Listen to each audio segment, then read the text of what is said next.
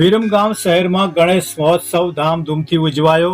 ગણપતિ બાપ્પા મોરિયા અગલે બરસ તું જલ્દી આના નાદ સાથે ભક્તિ અને ઉત્સાહના વાતાવરણમાં વિઘ્ન હરતા ગણપતિ બાપાને વિદાય આપવામાં આવી। સમગ્ર શહેરમાં 10 દિવસથી ચાલતો આ મહોત્સવ યુવા મંડળો, શેરી મોહલ્લાઓ, ઘરો અને હોસ્પિટલમાં ગણેશજીની સ્થાપનાથી જીવંત બની ગયો હતો।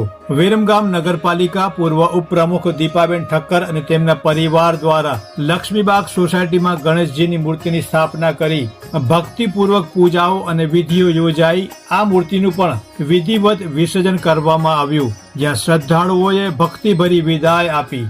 વિસર્જન સમારંભના દિવસે વિરમગામના રાજમાર્ગો પર ભક્તોની ભીડ જોવા મળી। ગણપતિ બાપ્પા મોરિયાના જય ઘોષથી માહોલ ગુંજી ઉઠ્યો। ડુમણ રોડ પર આવેલ કોરી તલાવડીમાં વિસર્જનના અંતિમ તબક્કે ભક્તિ અને ભાવનાની અનોખી ઝલક જોવા મળી। લોકોના હૃદયમાં આનંદ અને વીણાની લાગણીઓ સાથે વિસર્જનની વિધિ કરવામાં આવી। વિસર્જન દરમિયાન અનિચ્છનીય બનાવ ન બને તે માટે કડક પોલીસ બંદોબસ્ત ગોઠવવામાં આવ્યો હતો। ડુમણ રોડ પર કોરી તલાવડી ખાતે ફાયર ટીમ, પોલીસ ટીમ અને સામાજિક કાર્યકરો સંપૂર્ણ રીતે ખડે પગે રહ્યા હતા।